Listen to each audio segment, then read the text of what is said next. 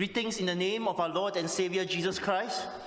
Salam di dalam nama Tuhan Yesus Kristus. My wife and I are very thankful for this privilege to be with all of you here today in Christ Jesus. Istri dan saya sangat bersyukur yang mempunyai kesempatan untuk datang bersama-sama beribadah dengan Bapak Ibu sekalian. And on behalf of Tabernacle PP Church in Singapore, I would like to also bring you warmest greetings from them. Dan wakili jemaat gereja di Tabernacle di Singapura, kami juga sampaikan salam yang hangat untuk Bapak Ibu sekalian. The topic for our consideration today is an open door. Topik yang mau kita renungkan pagi ini adalah pintu yang terbuka. And this topic is taken from Revelation chapter 3 verses 7 to 11. Tetapi ini kita ambil dari Wahyu pasal yang ketiga ayat 7 sampai 11. This passage is a very encouraging passage for all of us here upon this earth serving the Lord Jesus Bagian Christ. firman Tuhan ini adalah bagian sangat menguatkan bagi kita yang melayani Tuhan di dunia ini. All of us who are called by the name of the Lord should love the Lord and follow Him. Kita semua yang dipanggil dalam nama Tuhan harus mengikuti Tuhan dan mengasihinya.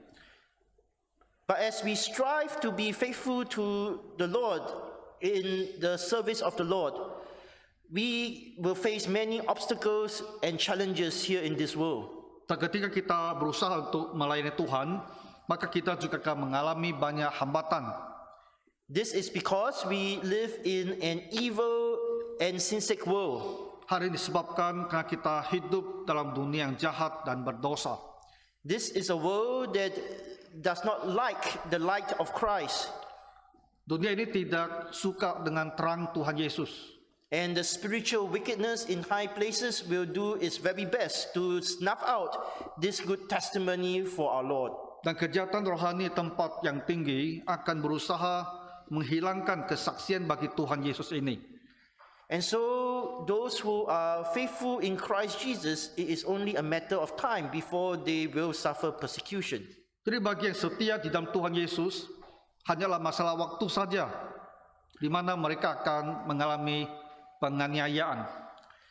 There will be much anguish both in the body as well as in the heart for those who want to be faithful to the Lord.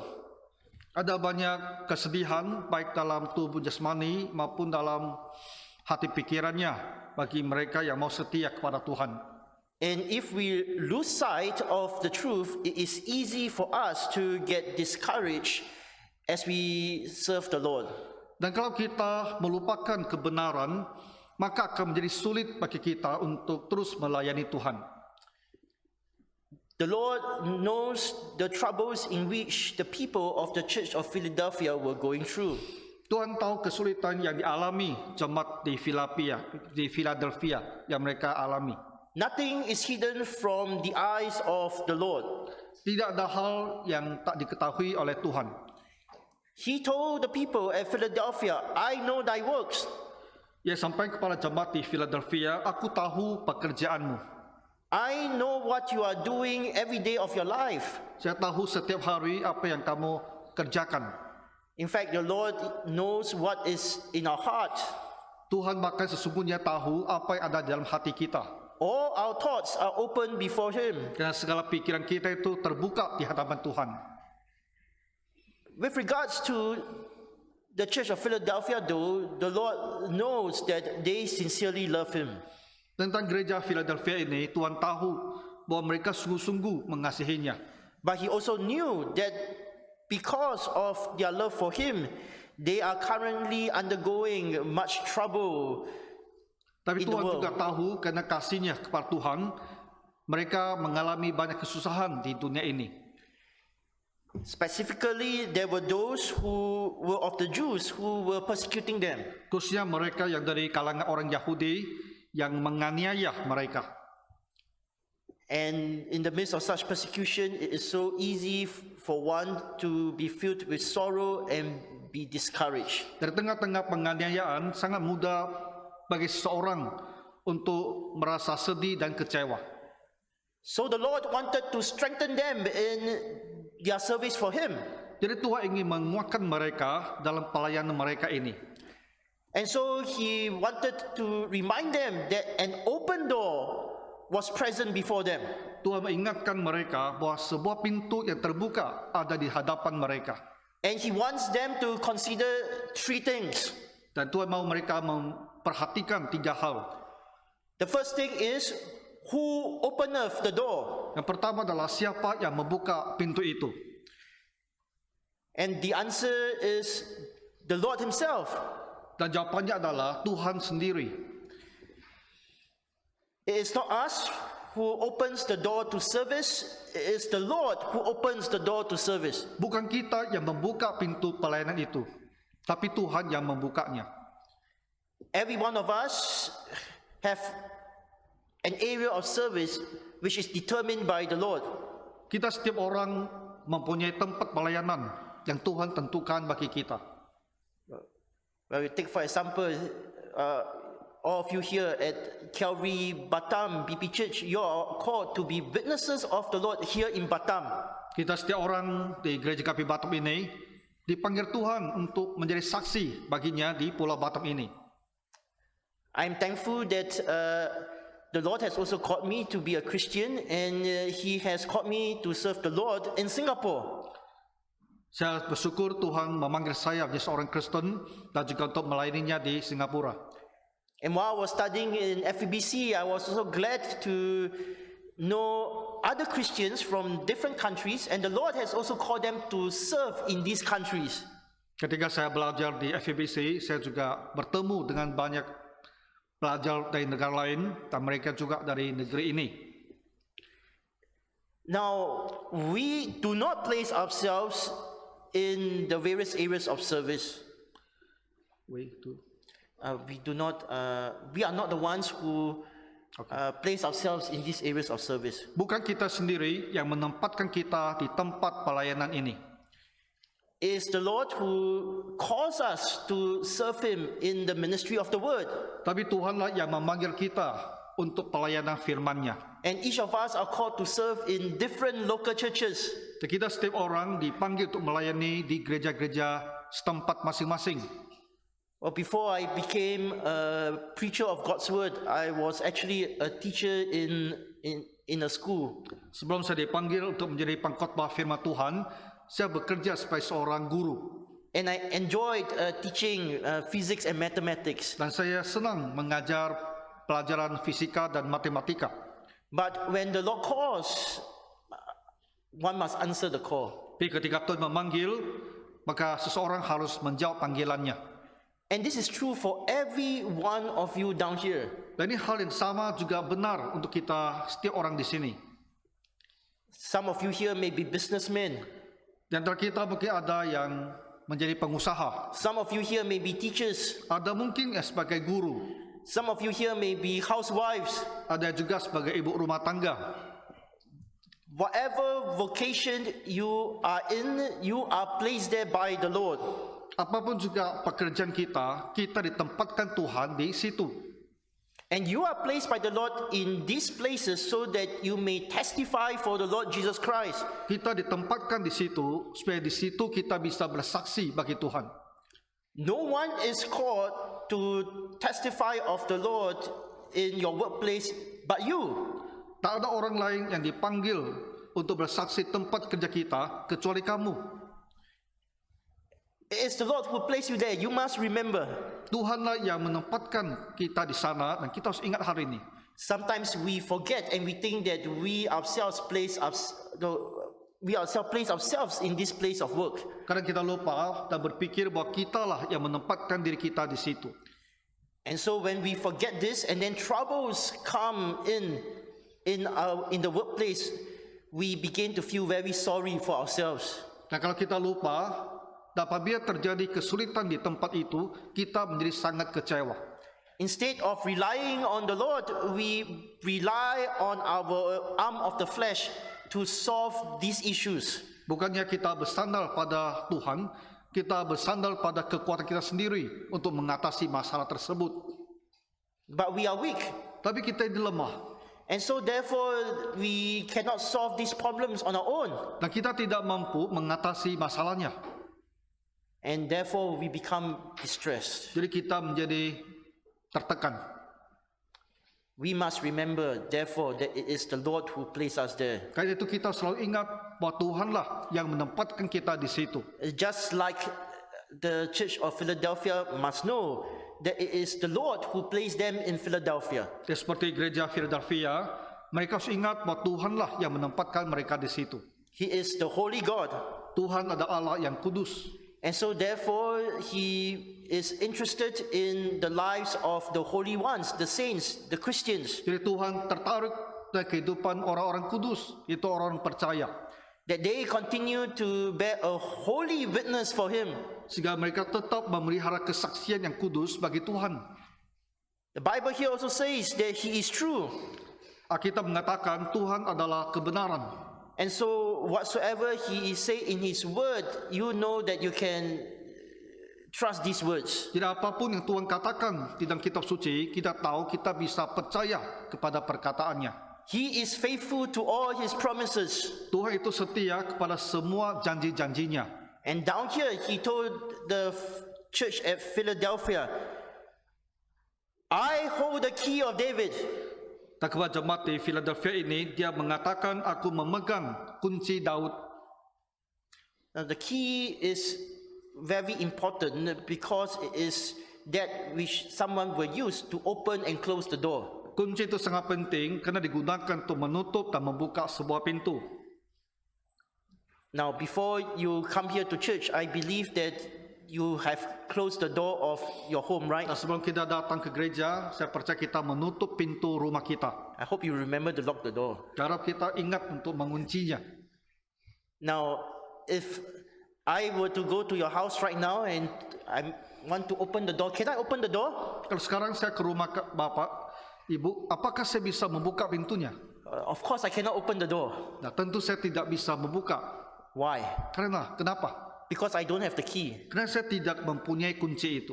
And I'm sure you don't want me to open the door. Dan kita juga tidak mau saya membuka pintunya. If I open the door and if I could open the door and just go in, I will be considered a thief. Kalau saya membuka dan saya masuk, saya akan dianggap sebagai seorang pencuri. And so therefore, before you leave your home, you make sure you lock the door so that no thief can open and go into your house to take anything from the house. Jadi sebelum kita tinggalkan rumah, kita menguncinya sehingga tidak ada pencuri yang bisa masuk dan mengambil barang kita. You who hold the key can open the door. You who hold the key can also close and lock the door. Yang memegang kunci bisa menutup pintu dan bisa membuka pintu. And here the Lord is said to be the one who holds the key of David. Nah, Tuhan di sini katakan adalah pihak yang memegang kunci Daud ini. You know, this key of David is first used in Isaiah chapter 22 verse 22. Istilah kunci Daud ini pertama kali digunakan di Yesaya pasal 22 ayat 22. And in Isaiah chapter 22 verse 22, Yesaya 22 ayat 22 it is written, tertulis demikian. and the key of the house of David will I lay upon his shoulder, so he shall open and none shall shut, and he shall shut and none shall open. Aku akan menaruh kunci rumah Daud ke atas bahunya. Apabila ia membuka, tidak ada yang dapat menutup. Apabila ia menutup, tidak ada yang dapat membuka. And these words were used to encourage a person called Eliakim, the son of Hilkiah. You can find that in verse Kata-kata 20. ini digunakan untuk menguatkan seorang bernama Eliakim. In other words, the Lord is saying to Eliakim, I am with you as you labor for me. Dan kata lain, Tuhan berkata kepada Eliakim ini, saya bersama kamu di saat kamu melayaniku. As long as you continue to live a holy life and obey my word, no man shall be able to stop you in fulfilling my call for you. Ya, selama kamu setia dalam melakukan pekerjaanku, tidak ada orang bisa menghentikan kamu dari pekerjaan tersebut. Whatsoever you try to do for the house of David will stand. Apa yang kamu lakukan bagi keluarga Daud akan tetap berhasil. And so this same encouragement now is being given to the church in Philadelphia. Jadi penghiburan ini diberikan kepada jemaat di Philadelphia.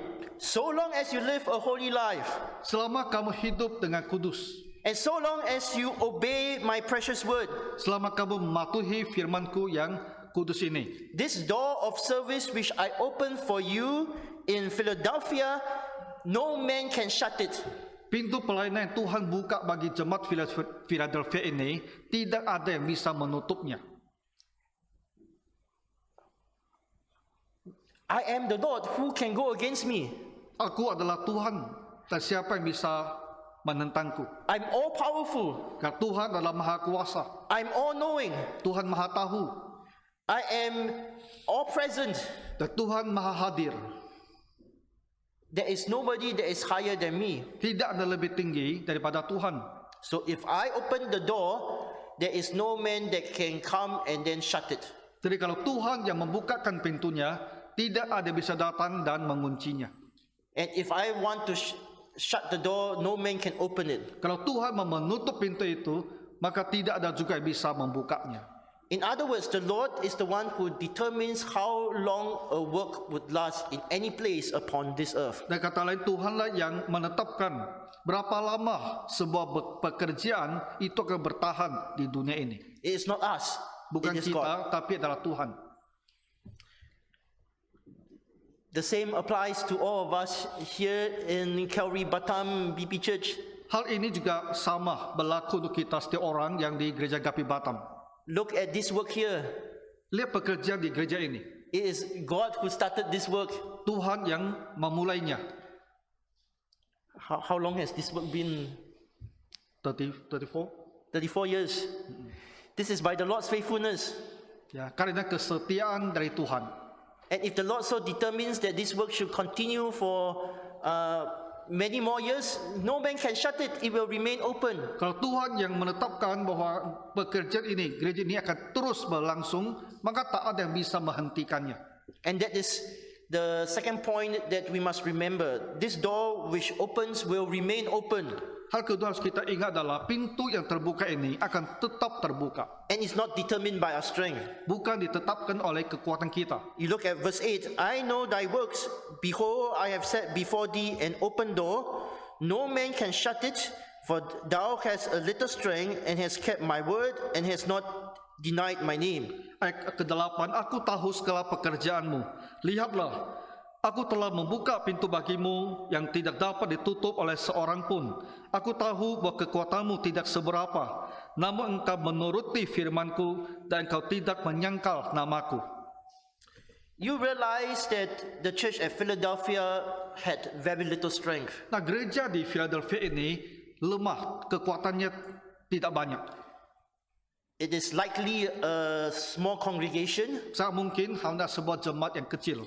and in comparison to those who seek to persecute the church, it may seem that they had little authority and power in the world. Kalau dibandingkan dengan mereka yang menganiaya, jemaat Philadelphia kelihatannya seperti kelompok yang sangat lemah dan tidak berkuasa. Yet one thing the Philadelphia Christians had was their obedience in God's word. Tapi satu hal yang jemaat ini miliki adalah kepatuhan mereka kepada firman Tuhan. They are weak of themselves, but because they obey God, God is with them. Mereka lemah, tapi mereka mematuhi firman Tuhan, dan Tuhan menyertai mereka. And so, therefore, the strength of God was with them. Karena itu, kekuatan Tuhan ada bersama dengan mereka. They are of little strength, and yet they are very strong. Walaupun mereka lemah dalam diri mereka sendiri, tapi mereka adalah kuat. And therefore, as long as they continue to follow the Lord, can anyone shut the door? The answer is no. Jadi selama mereka mengikuti Tuhan, apakah dia bisa menutup pintu ini? Jawabannya adalah tidak ada. In fact, the Lord will use them to glorify His name. Sebaliknya Tuhan akan menggunakan mereka untuk memuliakan namanya. And so therefore you look at verse 9, God's word says, Behold, I will make them of the synagogue of Satan, which say they are Jews and are not, but do lie. Behold, I will make them to come and worship before thy feet, and to know that I have loved thee. Jadi ya Tuhan ayat ke-9 mengatakan, lihatlah beberapa orang dari jemaat iblis, yaitu mereka yang menyebut dirinya orang Yahudi, tapi yang sebenarnya tidak demikian, melainkan berdusta, akan kuserahkan kepadamu. Sesungguhnya aku akan menyuruh mereka datang dan tersungkur di depan kakimu dan mengaku bahwa aku mengasihi engkau. Some would say that the Lord would convert the Jews through their good testimony, so those who are enemies will now become worshippers of God, and simply because the Church of Philadelphia refused to compromise on the truth. Ada orang menafsirkan ayat ini dengan mengatakan bahwa orang-orang Yahudi ini akan bertobat dan mereka akan datang dan percaya kepada Tuhan Yesus karena kesaksian dari jemaat Philadelphia. Others would say that even though the Jews tried to persecute them, there was no way in which they can overcome the Philadelphia Christians, and in the end, they would have to admit that God is greater than all. Tapi ada yang mengatakan ayat ini bermaksud bahwa mereka yang mau menganiaya tapi tidak akan pernah bisa berhasil, sehingga akhirnya mereka akan mengaku bahwa Tuhan ada bersama dengan jemaat Philadelphia ini. And it will be clear that the Lord was with the Philadelphian Christians, and He loved them and He cared for them. Tapi yang jelas Tuhan memang menyertai jemaat ini, dan Tuhan mengasihi mereka dan menjaga mereka. And the promise of the Lord is He will also grant them the grace, grant the Philadelphian Christians the grace to keep His word. Dan janji Tuhan adalah Tuhan akan memberikan anugerah kepada jemaat ini sehingga mereka tetap akan setia kepada firman-Nya. Down here in verse 10, God's word is said to be the word of God's patience. Ayat ke-10. Verse 10, yeah. The word of God's patience, and this patience would refer to how in the storms of life, yet the Philadelphian Christians will continue to follow the Lord and will not deny His name.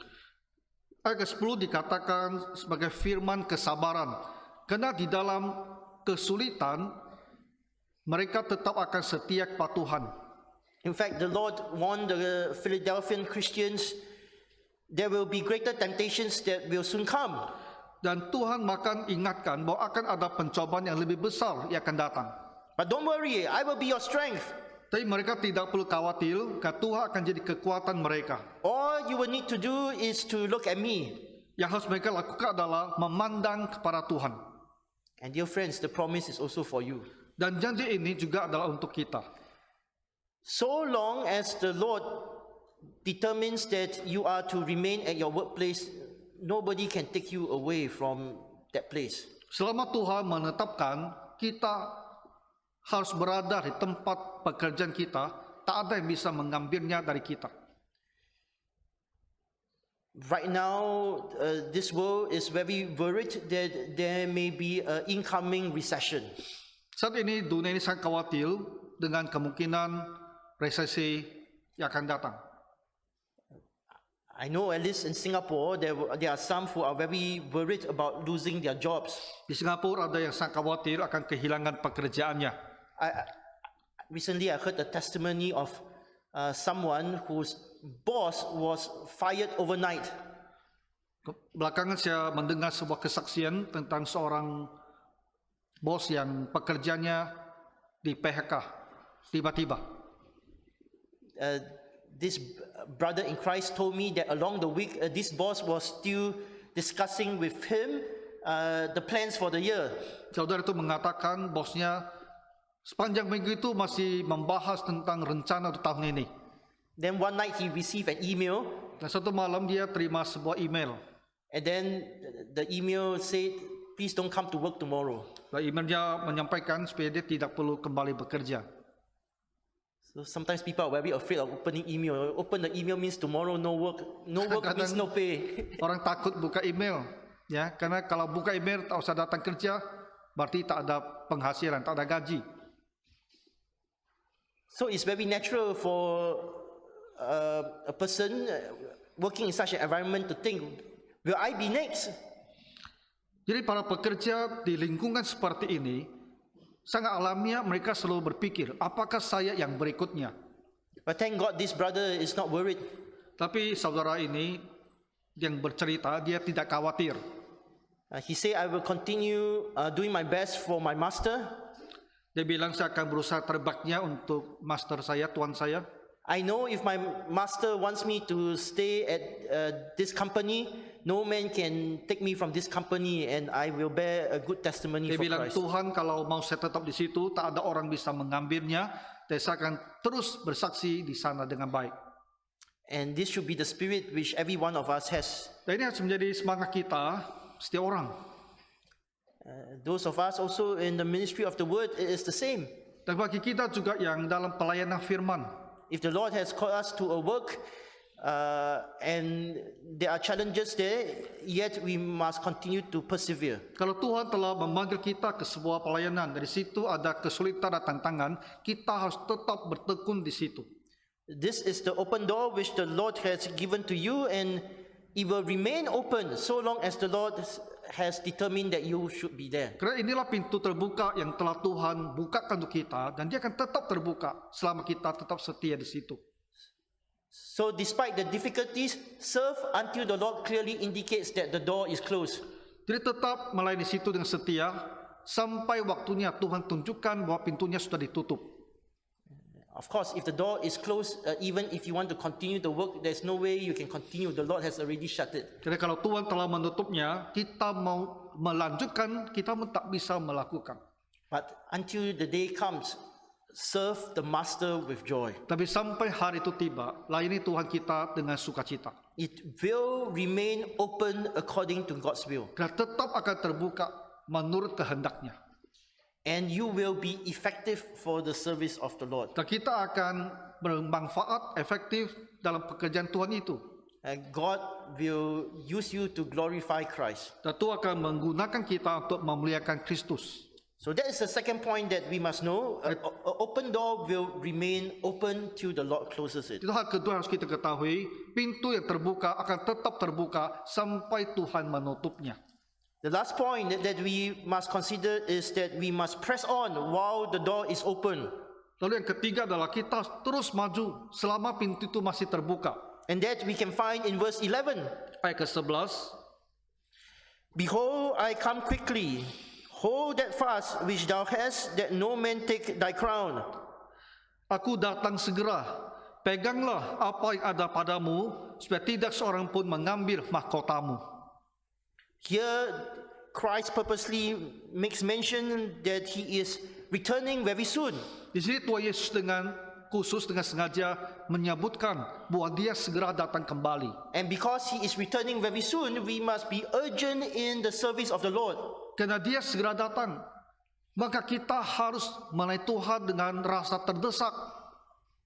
It is no time to sleep. It is no time to be lazy. Tak ada waktu untuk tidur, tak ada waktu untuk bermalas-malasan.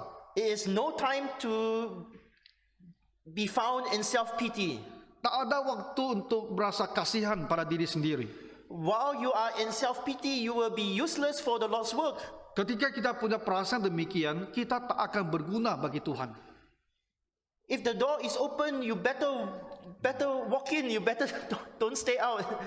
Jadi kalau pintu terbuka, kita masuk, kita jangan keluar. So go in and labor for Christ. Masuk dan terus bekerja bagi Tuhan.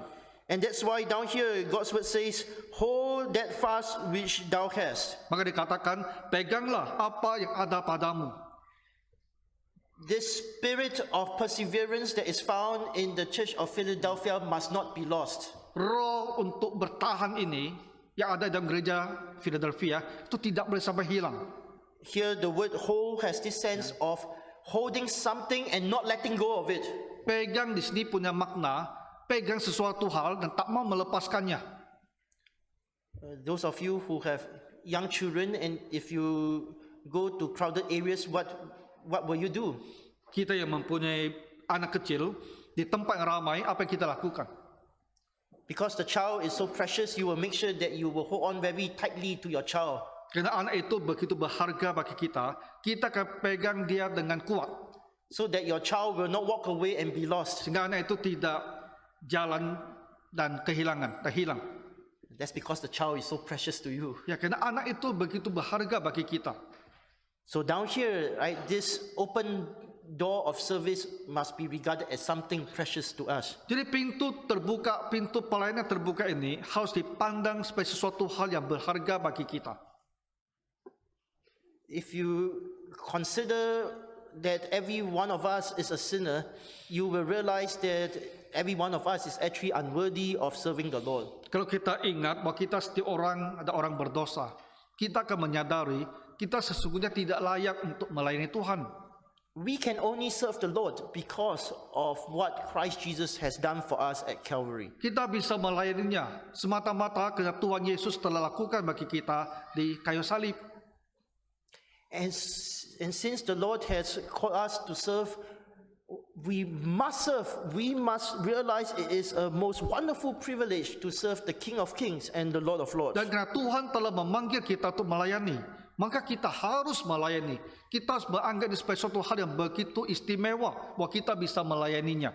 So do not let go of this privilege. Jadi jangan lepaskan kesempatan ini.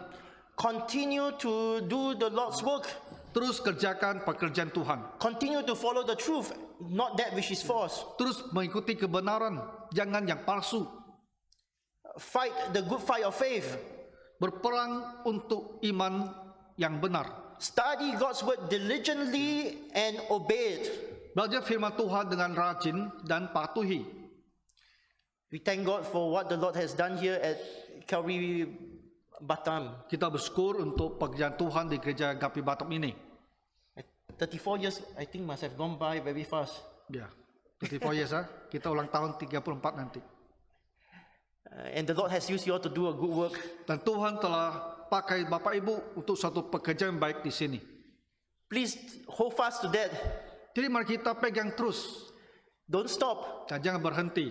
And if the Lord gives an opportunity to do even better for Him, wow, all the more must press forward. Kalau Tuhan berikan kita kesempatan untuk berbuat lebih baik bagi dirinya, kita harus bekerja lebih maju. So I thank God for every opportunity which He has given to you. I think more open doors are coming up. Saya bersyukur Tuhan berikan kesempatan kepada Bapak Ibu, dan saya percaya lebih banyak lagi pintu pelayanan akan datang. So every one of us must be in fervent prayer, asking the Lord to lead and direct us and to consider what more the Lord has for us to do. Jadi kita setiap orang harus dengan bersungguh-sungguh berdoa, mencari tahu apa yang Tuhan sediakan bagi kita untuk dikerjakan. And once the Holy Spirit say, go this way, do not wait. Straight away go and work hard to glorify God. Dan apabila Roh Kudus mengarahkan kita ke suatu pekerjaan, kita jangan menunda, tapi segera lakukan. So what has the Lord directed you to do? Jadi apa yang Tuhan telah arahkan untuk kita kerjakan, Please do not procrastinate, jangan kita berlambat-lambat, but go in all the might of the Lord and do your best. for tapi Him. maju dalam segala kekuatan Tuhan, berikan yang terbaik. Don't let any man take thy crown for you. Jangan biarkan ada orang yang mengambil ahli mahkota kita. This privilege to be called a disciple of Christ is something that we do not want the world to laugh at. Di kesempatan untuk dipanggil sebagai murid Tuhan Yesus, jangan kita biarkan sampai menjadi tertawaan orang dunia ini. Let people see the beauty of Christ in your life. Biar orang melihat keindahan Kristus di dalam hidup kita. So is there anyone here who is discouraged because you want to stand up for Christ?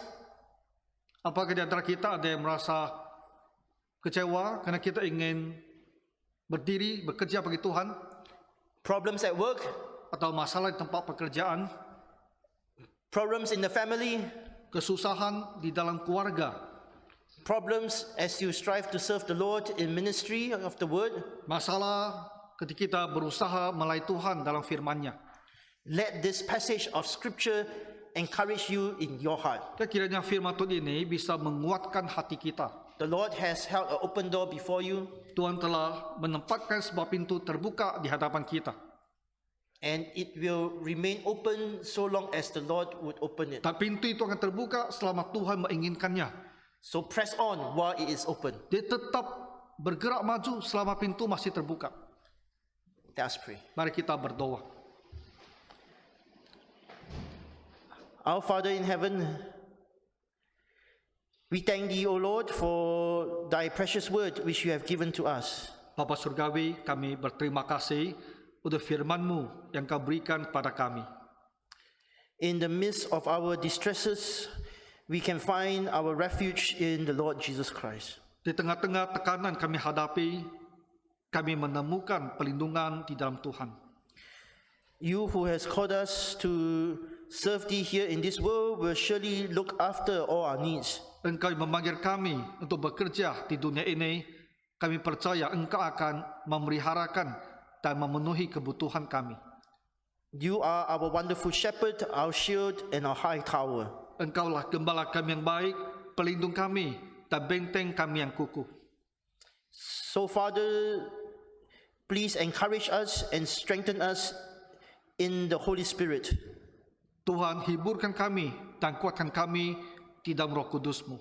As we remember, O Lord, the rich promises of thy word, may we continue to press on in the storms of life. Apabila kami mengingat janji-janji-Mu yang sedemikian kaya, bila kami tetap maju di dalam dunia dengan banyak pencobaan. As what the children would often sing, O Lord, with Christ in the vessel, we can smile at the storm. Seperti dinyanyikan oleh anak-anak dan Kristus di dalam kapal dan perahu, kami akan bisa berlindung dan aman.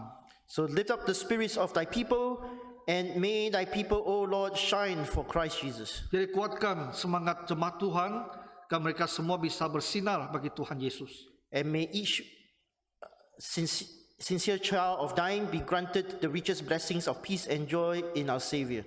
Dan kira kami semua dianugerahkan damai dan sejahtera di dalam Tuhan Yesus. In Jesus' most precious name we pray. Di dalam nama Tuhan Yesus kami berdoa. Amen. Amin.